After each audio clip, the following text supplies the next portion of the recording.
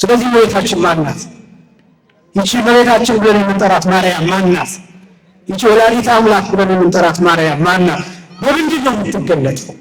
ከማርያም መግደላዊት፣ ከማርያም እንተ እፍረት፣ ከማርያም እህተ ሙሴ፣ ከማርያም እህተ አልዓዛር፣ ከሌሎቹ ማርያሞች የምትለየው በምንድን ነው የሚለውን ለማስቀመጥ እነዚህ አራት ነገሮች መለያ ሆነው ያገለግላሉ። የመጀመሪያ በስመ አብ ወወልድ ወመንፈስ ቅዱስ አሐዱ አምላክ አሜን። ስብሐት ለእግዚአብሔር ኪያነ ዘፈጠረ ከመ ናምልኮ፣ እንሰግድለት ዘንድ እናመልከው ዘንድ እንገዛለት ዘንድ እናመሰግነው ዘንድ የፈጠረን አምላካችን እግዚአብሔር የባህሪ ምስጋና ለእርሱ ይሆን።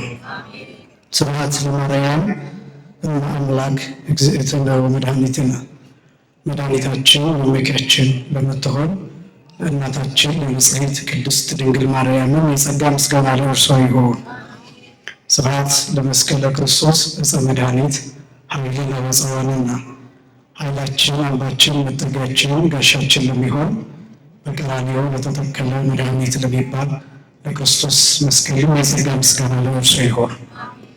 ክቡር አባታችን መልአከ ምሕረት ቆሞስ አባ ገብረ ማርያም የእነዚህ የሁለቱ ታላላቅ አድባራት ዋና አስተዳዳሪ፣ ክቡራን የአድባራቱ አገልጋዮች፣ መምህራነ ወንጌል፣ ሰባክያነ ወንጌል፣ የያሬዳውያን ሊቃውንተ ቤተክርስቲያን አባቶች፣ መነኮሳትና ቀሳውስት፣ ክቡራን ወንድሞች ዲያቆናት፣ ክቡራን የአድባራቱ ሰንበት ትምህርት ቤት መዘምራን፣ ክቡራን ዘማሪያን፣ ክቡራን የእግዚአብሔር ልጆች አባቶች፣ እናቶች፣ ወንድሞችና እህቶች እንዲሁም ሕፃናት ሁላችሁም በኃያሉ በልዑል እግዚአብሔር ስም እንደምን ዋላችሁ?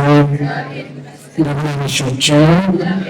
አምላካችን እግዚአብሔር በዚህ ዕለት በዚህ ሰዓት በዚህ ቅዱስ ስፍራ ተገኝተን ቅዱስና ሕያው ዘላለማዊ የሆነውን ቃሉን እየሰማን እንድንባረክ ስለፈቀደልን ስሙ ለዘላለም የከበረ የተመሰገነ ይሁን። የሊቃውንት አምላክ የምስጢር ባለቤት የቅዱሳን ፈጣሪ የአባቶቻችን አምላክ እግዚአብሔር በመካከላችን ተገኝቶ ምስጢርን ጥበብን እንዲገልጥልን የእርሱ ቅዱስ ፈቃድ ይሆንልን። ለተወሰኑ ደቂቃዎች የምንማማርበት የትምህርት ርዕስ ማርያም በሚል ርዕስ ይሆናል። ከዚህ በፊት እዚህ ቦታ መጥቼ በነበረ ሰዓት ኢየሱስ በሚል ርዕስ እንዳስተማርኩኝ አስታውሳለሁ። በእርግጥ የተነገረውን ሁሉ ቃል በቃል ታስታውሳላችሁ ብዬ ባልጠብቅም፣ ግን ለአክብሮት ያንን ላለመድገም ምናልባትም ዕለቱ የጌታችን የመድኃኒታችን የኢየሱስ ክርስቶስ ስሙ የተጠራበት በዓል የሚከበርበት ወርሃዊ በዓል በመሆኑ በስፋት መነገር የሚገባው ያ ቢሆንም ነገር ግን በእንደዚህ አይነት የትምህርት ሲስተም ወይም የትምህርት ዘዴ ማስተማርም እንደሚቻል እሱን ለማሳየት ነው። በነገረ ማርያም ነገረ ክርስቶስን ትምህርት ማስተማር ይቻላል። በነገረ ክርስቶስን የነገረ ማርያምን ትምህርት ማስተማር ይቻላል። ስለማናስተውለው አንዳንዱን ደግሞ ይከብዳችኋል እያለን ስለምንተወው ቀነስ ስለምናደርገው እንጂ ብዙ አይነት የነገረ ክርስቶስ ማስተማሪያ ዘዴዎች አሉ እና ከነዛ ውስጥ አንዱ የነገረ ማርያምን ትምህርት አንስቶ በነገረ ማርያም ትምህርት በኩል ክርስቶስን ማሳየት ነው። በዚህ ምክንያት ዛሬ እንደሚታወቀው በዓሉ ኅዳር 6 ነው። ቁስቋም ተብሎ ይታወቃል። የእመቤታችን የቅድስት ድንግል ማርያም ከስደት መመለስ እና ቁስቋም ተብሎ በሚጠራ ቦታ ማረፍን የተመለከተ ልዩ ልዩ ነገር የሚነገርበት እጅግ በጣም ታላቅ በዓል ነው። ይህ ብቻ ደግሞ ሳይሆን በወቅት ደረጃ ከዛሬ ጀምሮ አስተምህሮ ተብሎ ይጠራል። ዛሬን ጨምሮ ማለት ነው። እስከ ስብከት ድረስ ወይም ስብከት እስኪገባ ድረስ ያለው ጊዜ አስተምህሮ ተብሎ ይታወቃል። ልመና፣ ምልጃ፣ ጸሎት፣ ይቅርታ፣ ርኅራኄ፣ አዘኔታ፣ ልግስና እነዚህ ነገሮች የሚነገሩበትም ወቅትም ጭምር ነው። በጣም የተደራረበ ልዩ ልዩ ታሪክ ያለበት በዓል ነው። ለዚህ በዓል ስላደረሰን የአምላካችን እግዚአብሔር ስሙ የተመሰገነ ይሁን። ከፍ አድርጋችሁ እግዚአብሔር ይመስገን። ሁለቱንም እንዲያስተባብረኝ ብዬ ማርያም በሚል ርዕስ የተወሰኑ ደቂቃዎች ቆይታ እናደርጋለን። የመጀመሪያው ነው ማርያም የሚለው ስም በመጽሐፍ ቅዱስ ውስጥ እመቤታችንን ጨምሮ 8 ማርያም ተብለው የሚጠሩ ሴቶች አሉ። እመቤታችንን ጨምሮ ማርያም ተብለው የሚጠሩ 8 ሴቶች አሉ በመጽሐፍ ቅዱስ ብቻ። ከመጽሐፍ ቅዱስ ውጭ በስንክሳር፣ በገድላት፣ በድርሳናት፣ በሌሎች አዋልድ መጽሐፍ ስማቸው ማርያም ተብለው የሚጠሩ እንደነ ማርያም ግብፃዊት ያሉ ሌሎች በጣም ብዙ ሴቶች አሉ። በመጽሐፍ ቅዱስ ግን ማርያም ተብለው የሚጠሩት 8 ሴቶች ናቸው። በቅዱስ ሉቃስ ወንጌል የሉቃስ ወንጌል ምዕራፍ 1 ቁጥር 27 ላይ የድንግሊቱ ስም ማርያም ነበረ ብሎ ይጠቅሳል። ቅዱስ ሉቃስ ለእመቤታችን ስለ ቅድስት ድንግል ማርያም በጣም ሰፊ ቦታ ሰፊ ስፍራ ሰጥተው ከጻፉ ወንጌላውያን አንዱ ነው የመጀመሪያው። ሉቃስ ማለት በእኛ ሊቃውንት አተረጓጎም አቃቤ ሥራይ ብለው ጠሩታል። አቃቤ ሥራይ ማለት ባለ መድኃኒተኛ ወይም ሐኪም ወይም ፊዚሽያን ማለት ነው ሉቃስ ማለት። ይህን የእኛ ሊቃውንት ሲያብራሩ ቀድሞ አቃቤ ሥራይ ዘሥጋ ነበር፣ በኋላ ግን አቃቤ ሥራይ ዘነፍስ ሆነዋል። ቀድሞ የሥጋ ሐኪም ነበር፣ በኋላ የነፍስ ሐኪም ሆነዋል። ወይም ደግሞ ነፍስን የሚያድነውን ቃል የሚናገር ነፍስን የሚያድነውን ወንጌል የሚጽፍ የሚያስተምር ሆነዋል ይላሉ። ግብፃውያን በአተረጓጎማቸው ሉቃስ የሚለው ሲተረጉሙ ኬሪየር ኦፍ ላይት ማለት ነው ብለው ይተረጉሙታል። ነፃዬ ብርሃን፣ ጸራሬ ብርሃን፣ ሰረገላ ብርሃን፣ ብርሃንን የያዘ ብርሃንን የተሸከመ የብርሃን መቀመጫ፣ የብርሃን መገኛ፣ የብርሃን መፍለቂያ፣ የብርሃን ምንጭ፣ የብርሃን ሰረገላ ማለት ነው ብለው ይተረጉሙታል ቅዱስ ሉቃስን። ለምንድን ነው የሚለው ምክንያት ሲያስቀምጠው የብርሃን እናት ስለሆነችው ስለ ድንግል ማርያም አብዝቶ ስለሚጽፍ፣ ብርሃን ስለሆነ ወንጌል፣ ብርሃን ስለሆነ ክርስቶስ አብዝቶ ስለጻፈ በዚህ ምክንያት ጸዋሬ ብርሃን፣ ነሣኤ ብርሃን ተብሎ ይገለጣል ይላሉ። የቅዱስ ሉቃስ በረከት በሁላችንም ላይ ይደረብን። በቅደም ተከተል የእኛ ሊቃውንት የቅዱስ ሉቃስ ወንጌልን የእኛ ሊቃውንት ብቻ ሳይሆን መጽሐፍ ቅዱስን የሚያጠኑ ምሁራን የሉቃስ ወንጌልን ቅደም ተከተል በጣም ስለሚጠብቅና ታሪክን የጠነቀቀ ስለሆነ በዚህ ምክንያት መጽሐፍ ቅዱስን ለማጥናት የመጀመሪያ ተመራጭ የሚያደርጉት የቅዱስ ሉቃስን ወንጌል ነው። የሌሎቹ ስህተት አለበት አይደለም ያልኳችሁ፣ ቅደም ተከተልን በመጠበቅ በዚህ የሉቃስ ወንጌል ተመራጭ እና አስቀድሞ ስለ ዘካርያስ፣ ስለ ኤልሳቤጥ፣ ስለ እነሱ ከተናገረ በኋላ ከዚያ ቀጥሎ ስለ እመቤታችን ስለ ቅድስት ድንግል ማርያም ይጽፋል። ቁጥር 27 ላይ ሙሉ እንዳልሆነው እንዲህ ከዳዊት ወገን ለሆነው ዮሴፍ ለሚባል ሰው ወደ ታጨች ወደ አንዲት ድንግል ከእግዚአብሔር ዘንድ ተላከ። የድንግሊቱ ስም ማርያም ነበረ። የሉቃስ ወንጌል ምዕራፍ 1 ቁጥር 27። ከዚህ አስቀድሜ የእመቤታችን ሙሉ ስም ልንገራችሁ። በ431 ዓመተ ምህረት በኤፌሶን ጉባኤ ቅዱስ ቄርሎስ አፈ ጉባኤ ሆኖ በተገኘበት ጉባኤ የእመቤታችን የቅድስት ድንግል ማርያም ሙሉ ስሟ በውሳኔ በሰነድ የተቀመጠ ስም አለ። መጽሐፍ ቅዱሱ የድንግሊቱ ስም ማርያም ነበረ ብሎ ቢያስቀምጥም እኛን ስንጠራት ማርያም ብለን ብቻ አይደለም የምንጠራት። በሊቃውንቱ ውሳኔ መሰረት እንዲህ ተብላ እንድትጠራ አስቀምጠዋል። ቅድስት ድንግል ማርያም ወላዲተ አምላክ። ደግሞና ጠይቃቸዋል። ቅድስት ድንግል ማርያም ወላዲተ አምላክ። መጀመሪያ ምን አልኳችሁ?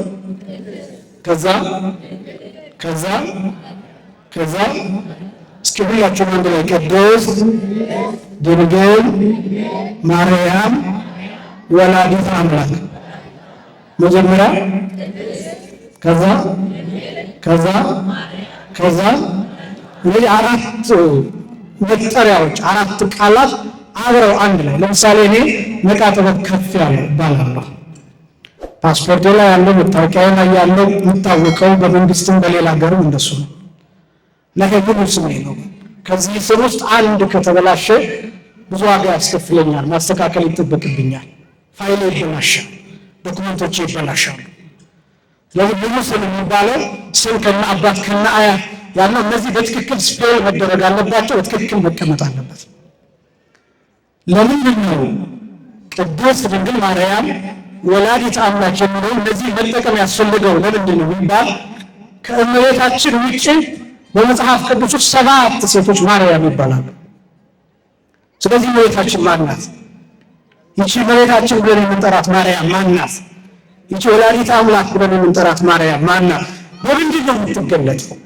ከማርያም መግደላዊት፣ ከማርያም እንተ ዕፍረት፣ ከማርያም እኅተ ሙሴ፣ ከማርያም እኅተ አልዓዛር፣ ከሌሎቹ ማርያሞች የምትለየው በምንድን ነው የሚለውን ለማስቀመጥ እነዚህ 4 ነገሮች መለያ ሆነው ያገለግላሉ። የመጀመሪያው ቅድስት። ቅድስት ማለት ንጽሕት፣ ክብርት፣ ጽንዕት፣ ልዩ ማለት ነው። የግዕዙ ግስ ቀደሰ የሚለው በ5 ነው ይፈታል። ቀደሰ አመሰገነ፣ ቀደሰ አከበረ፣ ቀደሰ አነጻ፣ ቀደሰ አጸና፣ ቀደሰ ለየ የሚሉ ትርጉሞች አሉ። ስለዚህ ቅድስት የሚለው ቃል የተመሰገነች፣ የከበረች፣ የተለየች፣ የንጻች፣ የጸናች የሚለው እነዚህ 5 ነገሮችን ያሳያል። ስለዚህ እመቤታችን ልዩ ትባላለች። ለምን ልዩ የምትባለው ቢባል ሰው ናት፣ እንደማንኛውም ሰው ናት፣ ግን ንጽሕት ናት። ሰው ናት፣ ግን ልዩ ናት። ሰው ናት፣ ግን ክብርት ናት። ሴት ናት፣ ግን የሁሉ እናት ናት። የሁሉ እናት መሆን አትችሉም እናቶቻችን። የልጆቻችሁ እናቶችና የተወሰኑ ልጆች እናቶች መሆን ትችሉ ይሆናል። ለዓለም ሁሉ እናት መሆን ግን በጣም ከባድ። ለዛው መስቀል ስር እናት ሆኖ መሰጠት፣ እናት መባል፣ የልጆች እናት ተብሎ መተርጎም፣ መጠራት፣ መብራራት ሆኖ መገኘትም ጭምር ይሄ የእመቤታችን ልዩ ጸጋ ብቻ ነው። ምክንያቱም የጌታ እናት ናት። ይህንን ቅዱስ ጳውሎስ ሲናገር ከመ ይኩን በኵረ በላይ ለብዙኃን አኀው ይለዋል ጌታ። በብዙ ወንድሞች መካከል በኵር መባል ተገባው ይላል ክርስቶስም። ነገረ ማርያም ነገረ ክርስቶስም ሲያሳይ ይሄ ነው አንዱ። ወይም ነገረ ክርስቶስ በነገረ ማርያም ትምህርት ሲሰበክ ክርስቶስ ለብዙ ወንድሞች በኵር ተብሎ የሚጠራው እንዴት ነው ቢባል እመቤታችንን እናት ላደረጉ ሰዎች ነው። እናት ብሎ ለተቀበሉ ሰዎች እመቤታችን መስቀል ስር ከቅዱስ ዮሐንስ ወንጌላዊ ጋራ እናቴ ብሎ የተቀበለ ሰው እናቴ የሚለውን ቃል ያመነ ሰው እነሆ ልጅሽ የሚለውን የተቀበለ ይሄ ሰው እመቤታችንን እናት ብሎ መጥራት ይችላል። ማን ብሎ መጥራት ይችላል? እናት ብሎ መጥራት ይችላል። እመቤታችንን እናት ብሎ የሚጠራ ሰው ክርስቶስ በኵሩ ይሆንለታል። ማን በኵሩ ይሆንለታል አልኳቸው? ክርስቶስ በኵሩ ይሆንለታል። ምንድን ነው ጥቅሙ? ክርስቶስ በኵራችን መሆኑ ጥቅሙ ምንድን ነው ቢባል ክርስቶስ በትንሣኤ በኵራችን፣ በሕይወት በኵራችን፣ ወደ ሰማይ በመሄድ በኵራችን፣ በእርገት በኵራችን፣ ወደ ዘላለም ሕይወት በመሄድ በኵራችን ነው። ክርስቶስ ይጠብቀናል። በአብ ቀኝ ሆኖ ይጠብቀናል። በዘላለም ሕይወት ውስጥ ሆኖ ዘላለም ሕይወትን በመስጠት ይጠብቀናል። በኪሩቤል ጀርባ ሆኖ ይጠብቀናል። በዙፋን ሆኖ ይጠብቀናል። በፍርድ ወንበር ሆኖ ይጠብቀናል። ዳኛ ሆኖ ይጠብቀናል። አምላክ ሆኖ ይጠብቀናል። ብርሃን ውስጥ ሆኖ ባህሪው ብርሃን ነው። በባህሪው ብርሃን ውስጥ እየኖረ እኛን የጸጋ ብርሃን ሊሰጠን ይጠብቀናል። በኵራችን ቀድሞውን ከሞት ተነስቷል። ቀድሞውን አርጓል። ቀድሞውን ወደ ሰማይ ሄዷል። ቀድሞውን በአብ ቀኝ ተቀምጧል። ቀድሞውን በኪሩቤል ጀርባ ተቀምጧል። ቀድሞውን በስልጣን አለ። ያን ስልጣን በጸጋ እንድንካፈል ክርስቶስ ይጠራናል። በኵር ይባላል እሱ። ይህ የኛ ሊቃውንት ሲገልጡ ክርስቶስ በኵር የሆነው በጥንት በበዓት በተቀድሶ እያሉ ያብራራሉ። እንዳልኳችሁ ይከብዳቸዋል እያልን ስለምንተወው ነው። ለምሳሌ ጌታችን መድኃኒታችን ኢየሱስ ክርስቶስ በሚያርግበት ሰዓት በሰማይ የተሰማ ዜማ አለው ይላል ቅዱስ ያሬድ። አብይ ዜማ ተሰምዐ በሰማይ ይላል። በሰማይ ትልቅ ዜማ፣ ወፍራም ዜማ ተሰማ ይላል። እንዘ የዐርግ ወልድ ዲበ መንበሩ ይላል። ክርስቶስ በዙፋኑ ሲቀመጥ ይላል። ከዚያ በፊት ዙፋኑ ላይ የለም ማለት አይደለም። ግን ያኔ የተለየ ዜማ የተሰማው ለምንድን ነው ቢባል ክርስቶስ ወደ ሰማይ የሄደው ብቻውን አይደለም፣ እኛን አዝሎ ነው ሄደው። እኛን ይዞ ብኩርናው ያለ ጥቅም አይደለም። ብኩርናው አንተ ለታናሽ ወንድም በኩር እንደምትሆነው አይደለም። ብኩርናው አንተ ለታናሽ እህት በኩር እንደምትሆነው አይደለም። ብኩርናው የእኛ ታላላቆች ለእኛ ትልቅ እንደሆኑ አይነት ብኩርና አይደለም። ብኩርናው እንደ ኤሳውና እንደ ያዕቆብ በምስርና በምግብ የሚለዋወጥ ብኩርና አይደለም። ሕይወት የሚሰጥ ብኩርና ክርስቶስ በኩር እንዲሆን እመቤታችንን እናት ብሎ መጥራትን ይፈልጋል። ልዩ ምንላት ለዛ ነው። ሌሎቹ ሴቶች ነገሥታትን ወልደው ክብርት ሊባሉ ይችላሉ። የነገሥታት ሚስቶች፣ የመሪዎች ሚስቶች፣ ቀዳማዊት እመቤት እየተባሉ ሊጠሩ ይችላሉ። እመቤታችን ግን ከምድራውያን ንጉሥ የአንድም እናቱን አይደለም ከሰማይ ነገሥታት አንዱ የሆነው ከሦስቱ አካላት የእግዚአብሔር ወልድ እናት ናት። ክብርና ምስጋና ለአምላካችን ይሁን። ልዩ የሚያደርጋት ቅድስት ስትባል ማርያም ግብፃዊት በምትጠራበት ቅድስና አይደለም የምትጠራው እመቤታችን ቅድስት ስትባል ክርስቶስ ሰምራ በምትጠራበት ቅድስና አይደለም ቅድስት የምትባል። እመቤታችን ቅድስት ስትባል ቅድስት አርሴማ በምትጠራበት የቅድስና ማዕረግ አይደለም የምትጠራው።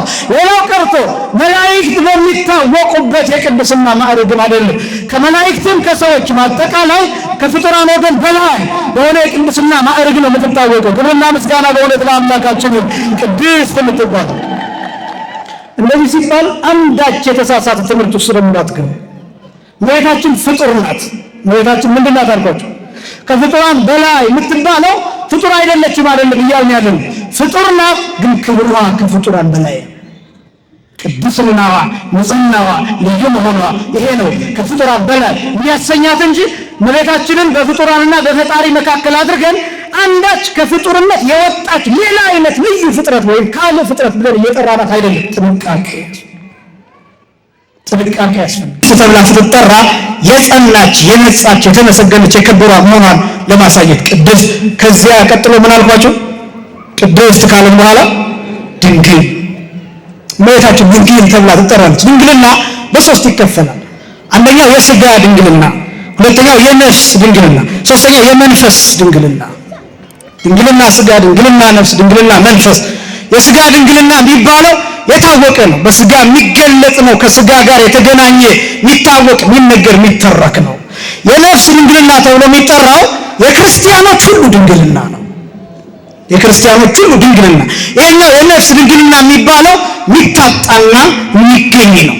የሚታጣ የሚመለስ ነው፣ ወይም ምንወድቅበት ምንነሳበት ነው የነፍስ ድንግልና የሚባለው። የነፍስ ድንግልና ተብሎ የሚጠራው ከዝሙት ጋር ብቻ የተያያዘ አይደለም። ከውሸት፣ ከሌብነት፣ ከተንኮል፣ ከክፋት፣ ከቂም፣ ከበቀል ከነዚህ ነገሮች ጋር በሙሉ የሚያያዝ ነው። ለምሳሌ አንድ ሰው ዘረኛ ከሆነ የነፍስ ድንግልናውን አጥቷል። ለምን? ዘረኝነቱ በእርሱ ሰውነት እየተጫወተበት ነው። ስለዚህ በክርስቶስ ላይ ማግጧል። ስለዚህ ድንግልናውን አጥቷል፣ የነፍስ ድንግልናው። አንድ ሰው ውሸታም ከሆነ እውነት ከሆነው ክርስቶስ ጋር ይጣላል። ስለዚህ የነፍስ ድንግልናውን አጥቷል። ውሸት በሥጋው በነፍሱ እየተጫወተበት ነው። አንድ ሰው ሌባ ከሆነ በሌብነቱ የነፍስ ድንግልናውን አጥቷል፣ ከክርስቶስ ጋር ተጣልቷል። ስለዚህ ነፍሱን የሰይጣን መጫወቻ አድርጓል፣ ከክርስቶስ ተለይቷል። የነፍስ ድንግልና የሚታጣው በብዙ አይነት ነው። ልክ ሰውየው የሰረቀው ሰው፣ የዋሸው ሰው፣ ያመነዘረው ሰው፣ በሌላ ተንኮል በዘረኝነት የነበረው ሰው፣ ቂምና በቀል የነበረበት ሰው ያን ትቶ ንስሐ ገብቶ ቀኖናውን ተቀብሎ እግዚአብሔር ይፍታ ሲባል የነፍስ ድንግልናው ይመለስለታል። ያን ጊዜ ያ ክርስቲያን ድንግል ተብሎ ይጠራል። በዚያ ቅጽበት እንደገና ኃጢአት ሲሰራ ድንግልናውን ያጣል። እንደገና ንስሐ ሲገባ ድንግልናው ይመለስለታል። የነፍስ ድንግልና የሚባል ይሄ። የመንፈስ ድንግልና ሶስተኛው። የመንፈስ ድንግልና የሚባለው የፈቃድ ነው። የፈቃድ፣ የሐሳብ፣ የአእምሮ፣ የአስተሳሰብ፣ የአመለካከት ውስጥ ያለ እግዚአብሔር ብቻ የሚያየው። ይሄ ከእመቤታችን በስተቀር የደረሰበት ሌላ ሰው የለም። የመንፈስ ድንግልና የሚባለው የፈቃድ ድንግልና የሚባለው እመቤታችን ስትገለጥ ሐሳብ እንኳን ሳይቀር የዚህ ዓለም ርኩሰት የሚለው ነገር በሙሉ ሐሳብ እንኳን ሳይቀር በአእምሮዋ አልዞረም። በዚህ ምክንያት ቅዱስ ኤፍሬም ምን እንደሚል ታውቃላችሁ? ወላእለ ኩሉ ህሊናት ይላል። ከህሊናት ሁሉ በላይ ነሽ። መኑ ዘይቅ ነቢበ እበይኪ፣ ክብርሽን መናገር የሚቻለው ማን ነው? እመቤታችንን ለመረዳት ከመንፈስ ድንግልና ማዕረግ መድረስን ይፈልጋል። ማንም የደረሰበት የለም። ጥቂት በዚህ የሚታወቁት ቅዱስ ዮሐንስ ወንጌላዊ እና ቅዱስ ዮሐንስ መጥምቅ ብቻ ናቸው። ቅዱስ ዮሐንስ ወንጌላዊ ደግሞ በተለይ ድንግል ተብሎ ይጠራል። አንዱ ቅዱስ ዮሐንስ ወንጌላዊ የእመቤታችን ልጅ እንዲሆን እመቤታችን እናቱ እንድትሆን አደራ መስቀል ስር የተሰጠበት ምክንያት ለእመቤታችን ለልጅነት ሊመጥን የሚችል ከፍጡራን ወገን ዮሐንስ ወንጌላዊ ብቻ ነው። ከሰዎች ወገን እየሰማችሁ ነው። ከፍጡራን ወገን ከኛ ከሰዎች ወገን ማን ብቻ ነው? ዮሐንስ ወንጌላዊ ብቻ። በጌታ ደረት የተጠጋ እድሜ ዘመኑን ያለቀሰ 70 ዓመት ፊቱን ቋጥሮ የኖረ መስቀል ስር ያልተለየ የታመነ እስከ መቃብር የተጓዘ ክርስቶስን ያልከዳ እነ ጴጥሮስ ሲሸሹ ያልሸሸ ይሁዳ ሲሸጠው ያልሸጠው የተለየ ነው ቅዱስ ዮሐንስ ወንጌላዊ። ገና ከወጣትነቱ ጀምሮ ራሱን በጌታ ፍቅር የገደለ ስጋውን በጌታ ፍቅር ውስጥ የሰወረ የቀበረ የተለየ ነው ቅዱስ ዮሐንስ ወንጌላዊ።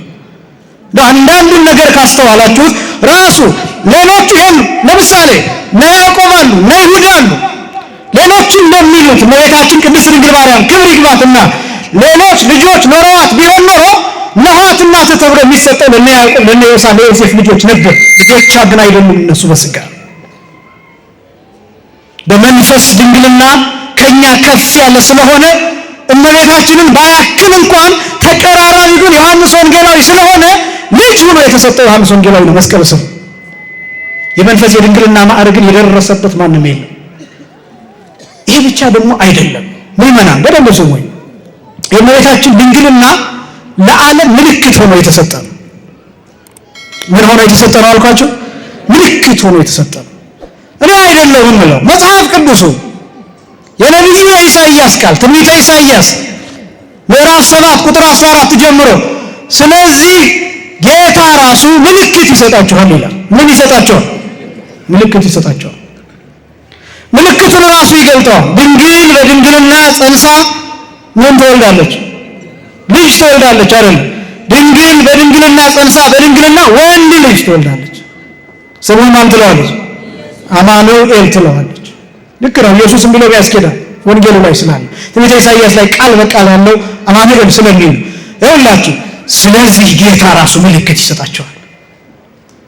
ምልክቱ ምንድን ነው? ድንግል በድንግልና ትጸንሳለች። ምንድን ነው የምትወልደው? ልጅ አይደለም የሚለው ወንድ ልጅ። ቃሉን እያስተዋላችሁ በተለይ ወጣቶች መጽሐፍ ቅዱስ ስታነቡ ልጅ ትወልዳለች ማለትና ወንድ ልጅ ትወልዳለች ማለት ሁለቱ የተለያዩ ነገሮች። ልጅ ከተባለ ጾታው ይጠየቃል። ሴት ናት ወይስ ወንድ ነው? ወንድ ልጅ ትወልዳለች ከተባለ እንዴት ብለህ ትጠይቃለህ። እንዴት ባዮሎጂካሊ እንዴት?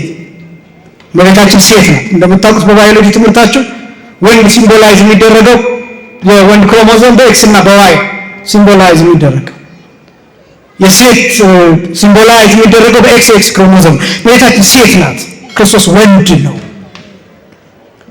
ክርስቶስ ወንድ ከሆነ ወንድ ከሴት ሲገኝ ያለ ወንድ ዘር ዋይ ክሮሞዞም ከየት መጣ ብላችሁ መጠየቅ አለባችሁ። መልስ ልነግራችሁ አይደለም ግን እንዲህ መጠየቅ አለባችሁ። ምክንያቱም ምስጢረ ሥጋ የሚባለው ይሄ ስለሆነ፣ የመዳን ትምህርት የሚባለው ይሄ ስለሆነ፣ ይሄ በማን እንደተቻለ ታውቃላችሁ?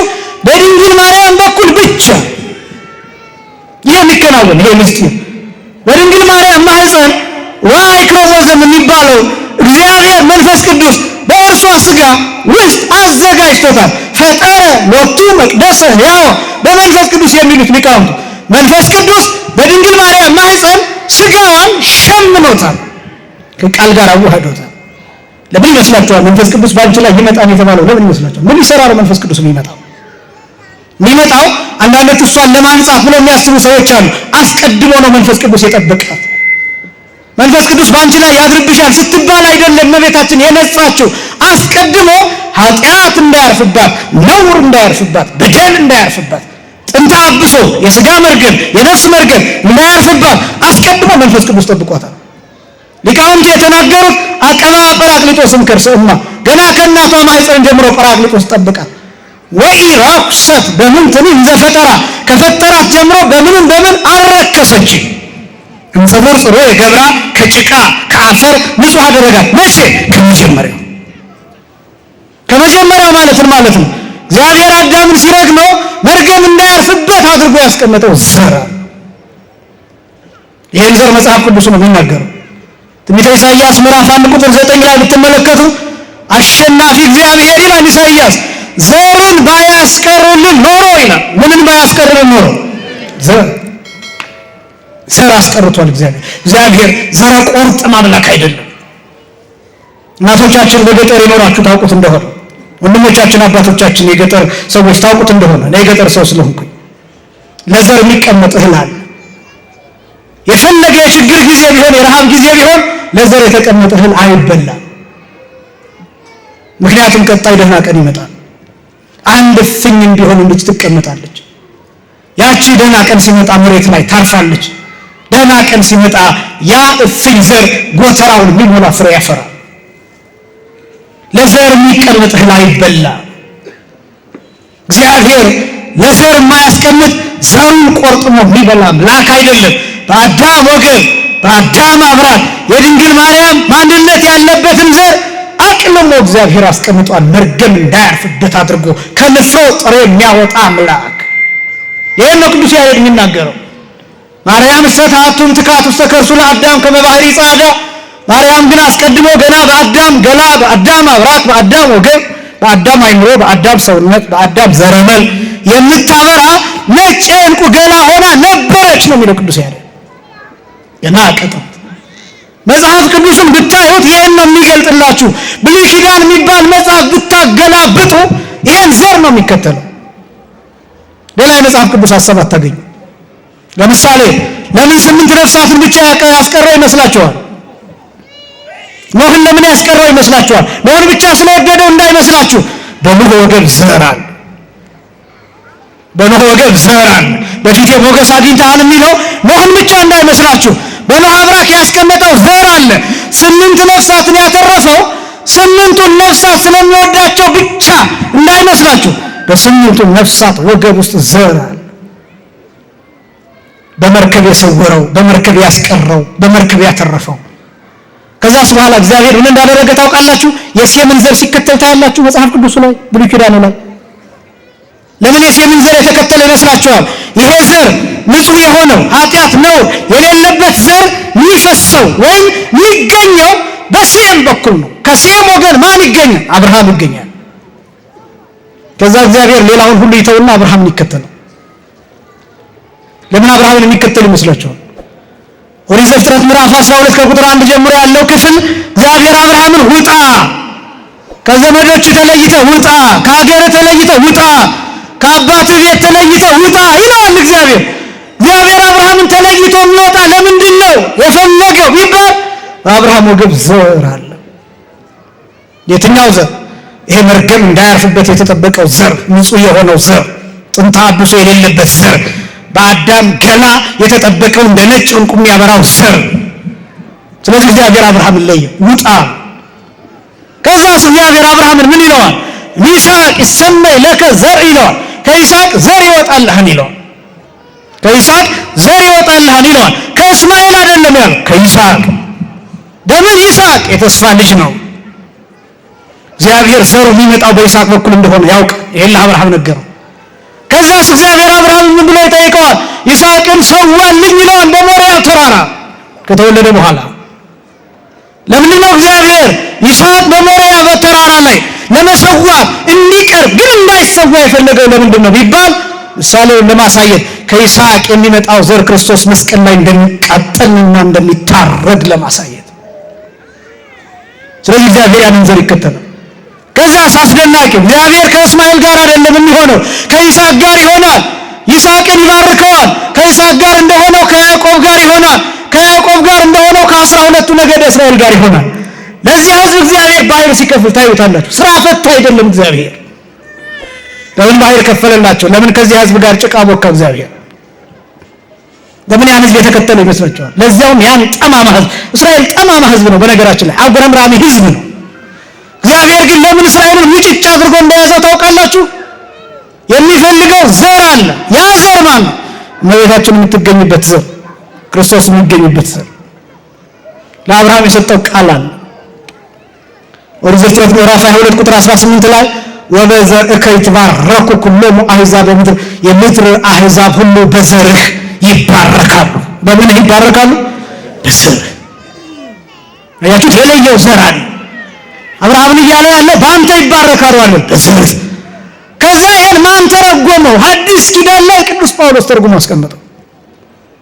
ገላትያ ምዕራፍ 3 ቁጥር 15 ጀምሮ ኢይቤሎ ነው የሚለው ቅዱስ ጳውሎስ ሲተረጉም፣ ኢይቤሎ በአዝርዕትከ አላ ኢይቤሎ በዘርእከ ዘርእሰ ዘውእቱ ክርስቶስ ብሎ የተረጉመው። በዘሮችህ አይደለም ያለው። አብርሃም ያለው በምን ይባረካሉ ነው ያለው? በዘርህ ነው እንጂ በዘሮች አይደለም ያለው።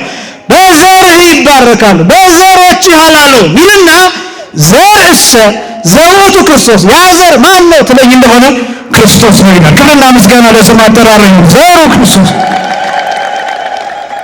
የዘር ንጹህ ሆኖ እንዲገኝ ንጹህ ሆና መገኘት ያለባት ነው። ምልክት ናት።